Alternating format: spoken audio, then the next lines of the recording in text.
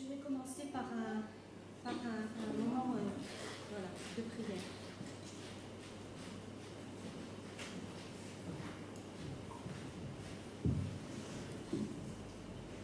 Seigneur, accorde-nous la grâce fondamentale et centrale de te rencontrer ce matin. Rends nos cœurs disponibles pour toi. Permets que nous puissions, comme nous l'avons chanté, être assis à tes pieds ce matin, comme le faisaient jadis tes disciples. Merci pour ce temps de calme et pour la paix que tu nous donnes. Reçois toute notre reconnaissance pour ta présence, Seigneur, au milieu de nous. Je voudrais partager avec vous ce matin quelques versets. Ces paroles que je me suis répétées encore et encore, tous les moments de la journée, et même pendant la nuit, dans ces derniers temps. Et ce sont des paroles qui m'ont donné la force de marcher un jour après l'autre. Je lis dans Ésaïe, chapitre 41, verset 10. « Ne crains rien, car je suis avec toi. Ne promène pas des regards inquiets, car je suis ton Dieu. Je te fortifie. Je viens à ton secours. Je te soutiens de ma droite triomphante. » Ça, c'est la version seconde. Et la version en français courant, c'est bon aussi de l'entendre. « N'aie pas peur maintenant, car je suis avec toi. Ne lance pas ces regards inquiets, car ton Dieu, c'est moi. Je viens te rendre courage. J'arrive à ton secours et je te protège. Ma main droite tient sa promesse. » Certains ont pris le soin de compter dans la Bible combien de fois on retrouvait ces paroles. Ne crains pas, ne sois pas effrayé, n'aie pas peur. Et on a compté presque 365 fois, comme si on avait ce conseil, cette parole, une fois par jour, tout le long de l'année. Tout d'abord, cette injonction, n'aie pas peur, ne crains pas, ne pas s'inquiéter. Pourquoi ne pas s'inquiéter?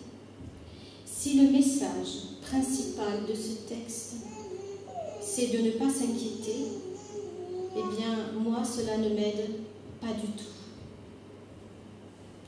J'ai pu expérimenter, même en pensant à mes enfants, quand ils avaient des épreuves à surmonter, des choses difficiles, je leur disais, ne t'inquiète pas, ne stresse pas. J'ai notamment une fille, d'ailleurs les trois ils sont comme ça, très stressés. Eh bien cela ne les a jamais aidés, ils stressaient quand même. Mais notre Dieu nous donne une bonne raison pour ne pas avoir peur. Et cette raison, c'est sa présence. Sa présence. Il nous dit, car je suis avec toi. Depuis notre plus tendre enfance, nous avons expérimenté que d'avoir une personne à ses côtés, ça peut aider. Ça peut aider à surmonter nos peurs. Et c'est bien là, cette promesse que Dieu nous fait. Je suis là, maintenant, et pour toujours, et à chaque instant. Jésus nous a fait cette promesse. Il nous a dit, et voici, je suis avec vous jusqu'à la fin du monde.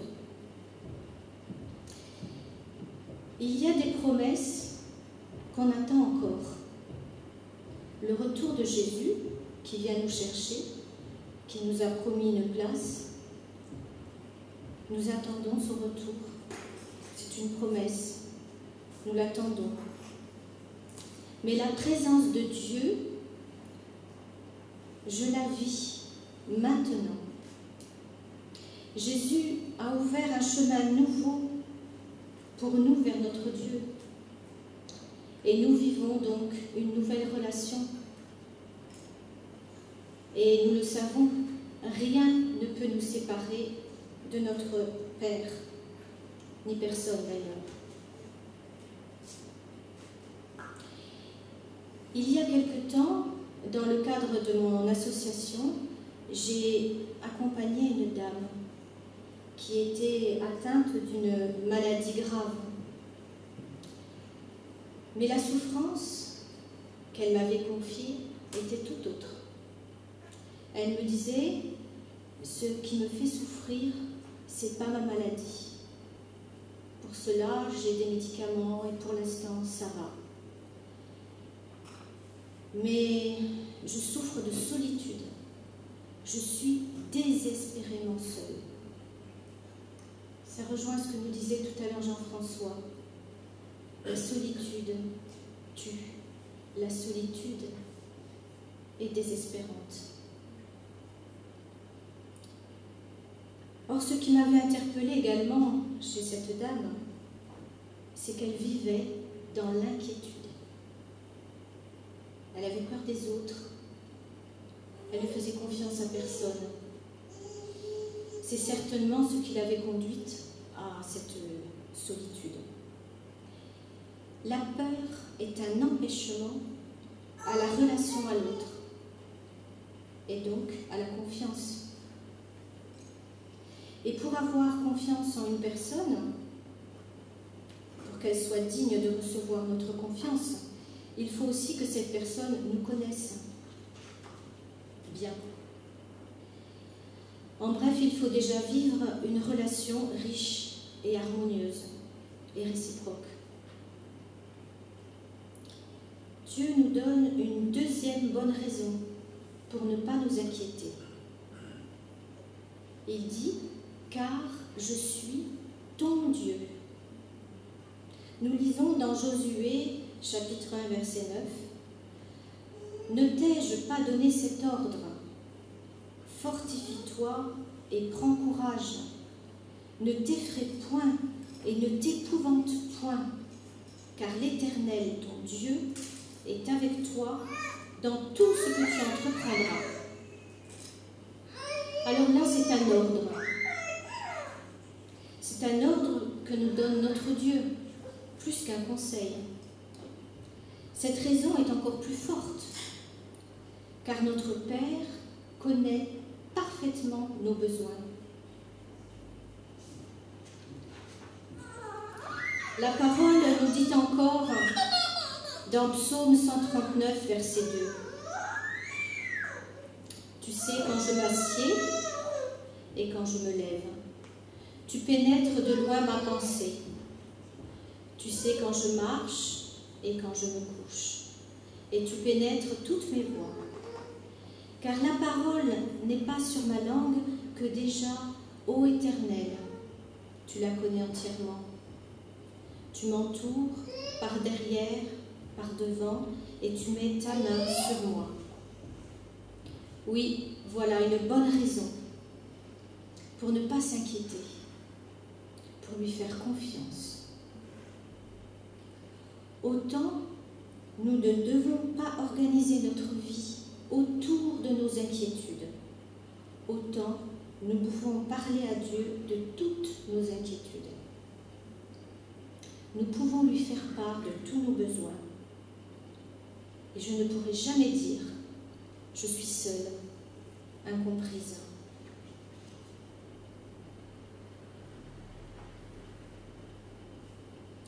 Nous lisons dans Matthieu 14, versets 25 à 33, une histoire que nous connaissons tous très bien. À la 4e veille de la nuit, Jésus alla vers eux, marchant sur la mer.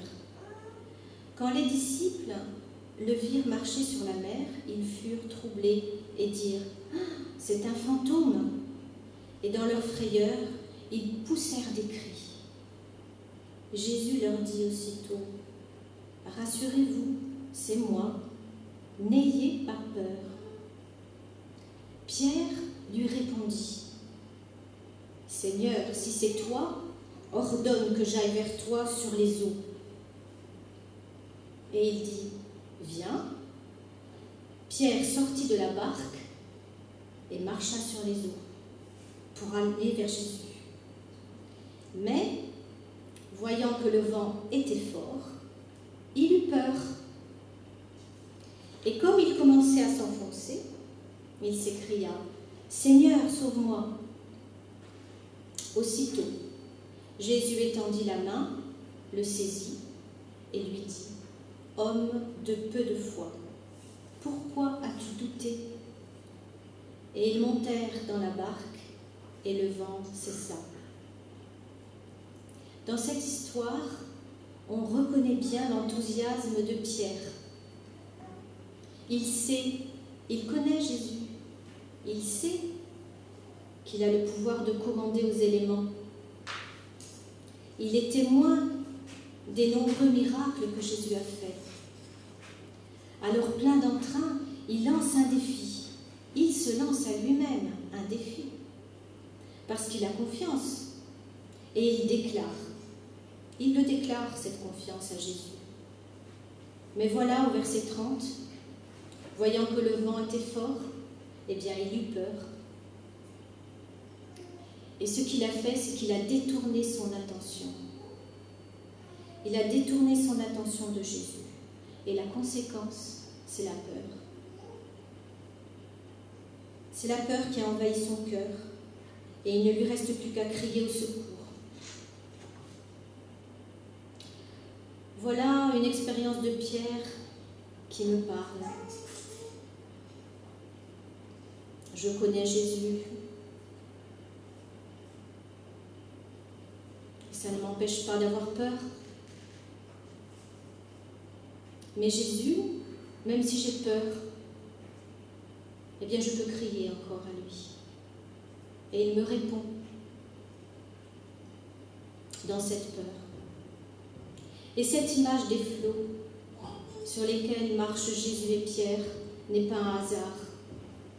Car notre vie n'est pas un petit chemin bordé de pâquerettes et qui sent la noisette.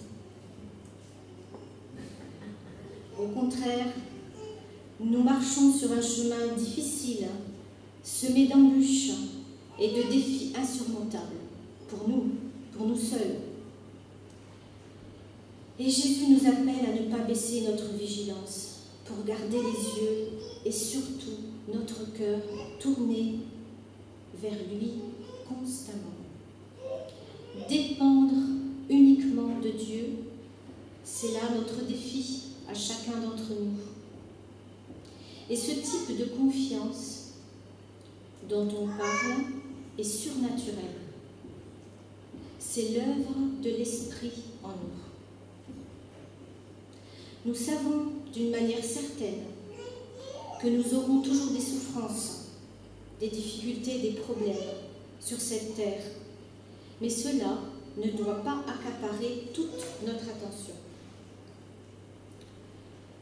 Lorsque je commence à être submergée par ces flots, je peux crier « Viens à mon secours, Jésus !» Et je suis sûre de son secours. On peut le chanter maintenant. Mon secours est en toi, avec le chant 1011 dans le Gêne 4.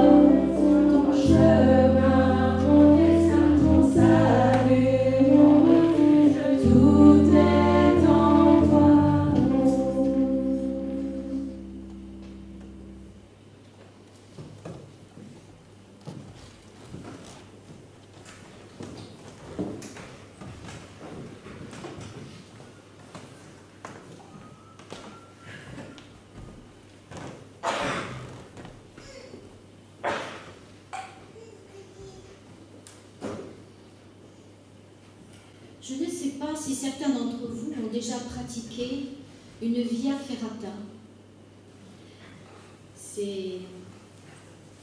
On peut se l'imaginer si on ne l'a pas fait déjà. On escalade, on franchit des obstacles. Mais le plus terrible pour moi, c'est marcher sur une corde ou une petite passerelle au-dessus de la profondeur vertigineuse du gouffre.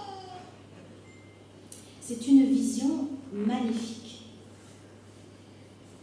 Mais les conseils sont les suivants pour arriver à marcher sur cette corde ou sur cette passerelle. Ne regarde pas en bas. Fixe ton regard sur l'arrivée là-bas. Aie confiance. Nous lisons dans Hébreux chapitre 12, versets 1 et 2, « Courons avec persévérance dans la carrière qui nous est ouverte, ayant les regards sur Jésus, le chef et le consommateur de la foi, qui, en vue de la joie qui lui était réservée, a souffert la croix, méprisé l'ignominie, et il s'est assis à la droite du trône de Dieu. » Alors, nous sommes tous invités à plus que marcher, à courir vers le but, comme Jésus, qui a souffert en fixant son attention sur la joie à venir. Bien, nous savons que Jésus est avec nous. Mais pouvons-nous traverser ne serait-ce qu'une journée sans éprouver du stress, de l'inquiétude et de la peur, surtout au milieu des circonstances difficiles que nous traversons? C'est maintenant notre quotidien,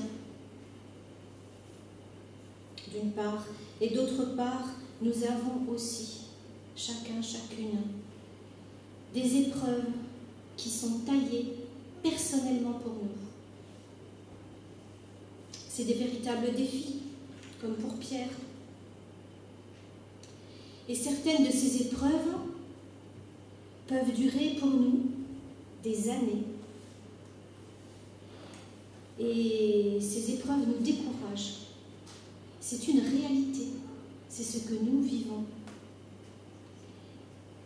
Et aujourd'hui, le message de Jésus pour nous, c'est « Fais-moi confiance ». L'histoire de marcher sur l'eau, elle est aussi extraordinaire que les épreuves que nous devons traverser, chacune et chacun d'entre nous. Et Jésus s'adresse à nous encore aujourd'hui, maintenant, et il nous dit « Ne vous inquiétez de rien ». Sa réponse à nos inquiétudes et à nos peurs, c'est « Je suis là ». C'est dans le calme et la confiance qu'est ta force.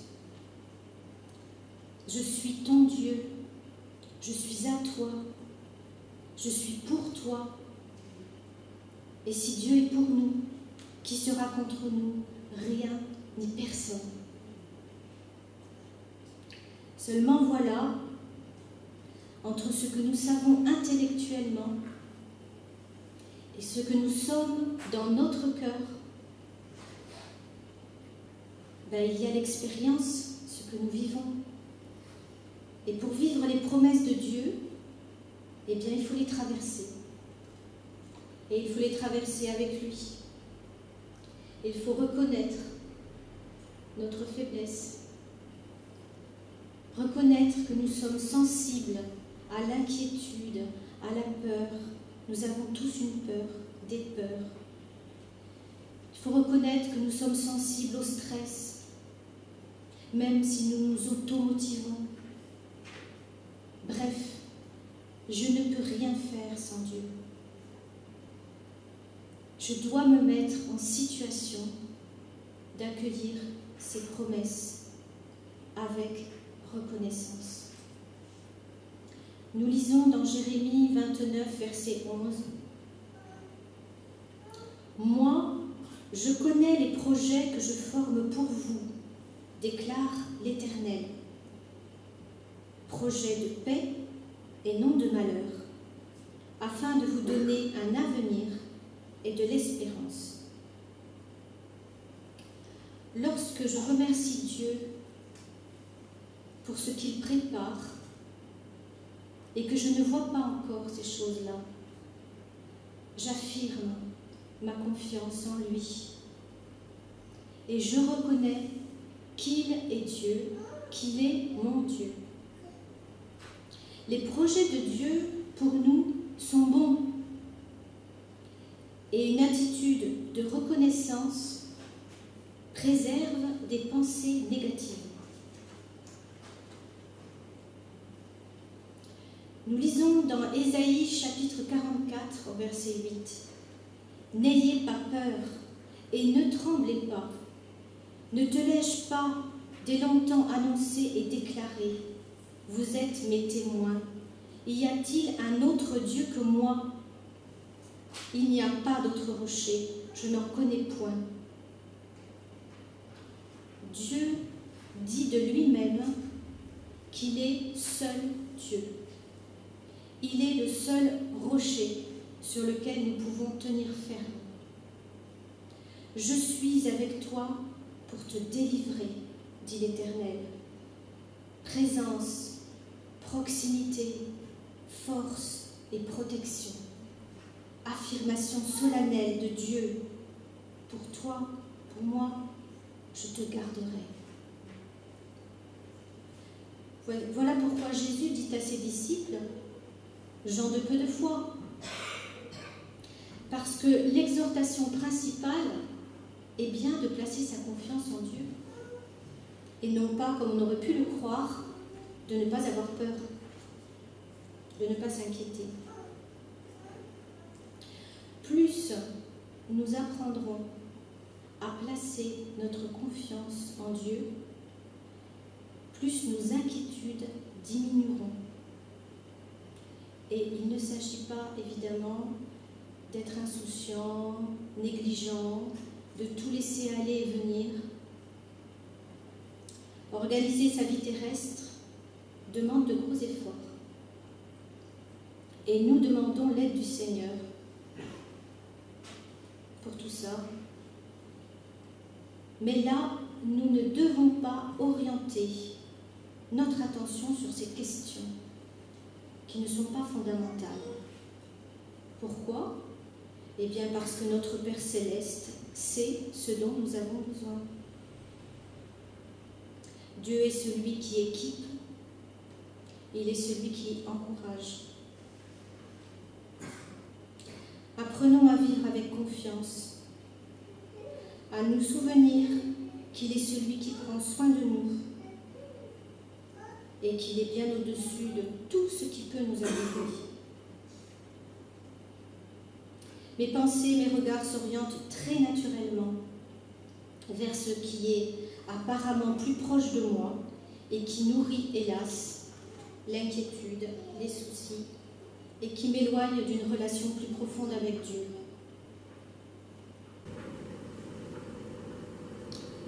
En terminant, j'aimerais relire ce texte. « Ne crains rien, car je suis avec toi. Ne promets pas des regards inquiets, car je suis ton Dieu. Je te fortifie, je viens à ton secours, je te soutiens de ma droite triomphante. » Mes amis, nous sommes dans une période qui annonce des temps encore plus difficiles. Préparons-nous.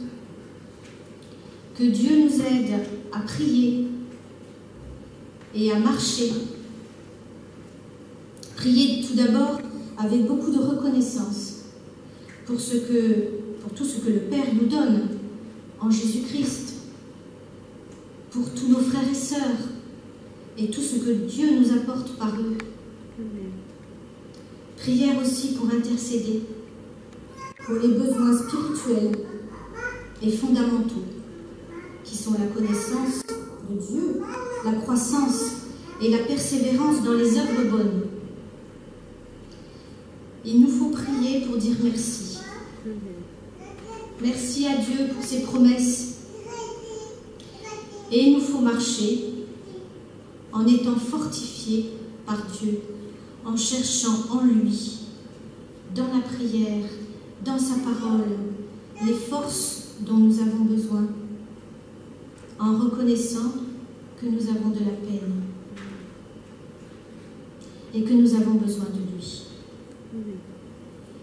Il nous faut, pour marcher, nous attendre à Dieu et à sa grâce. Et il nous faut apprendre de nos échecs. Alors nous sommes au mois de janvier, et au mois de janvier, il est coutume de se souhaiter des choses, de prendre des bonnes initiatives et de les tenir. Alors que Dieu nous aide à faire le point dans notre vie, en ce moment même, à garder l'essentiel de nos forces pour notre marche dans la confiance et la présence de notre Seigneur. Demandons-lui le renouvellement de nos forces pour l'application des œuvres bonnes qu'il a préparées d'avance pour nous, pour que nous puissions marcher individuellement et tous ensemble en tant qu'Église. Voilà, je vous invite à chanter le cantique numéro 154 en apercevant la joie que Dieu nous réserve, en nous attachant à l'essentiel.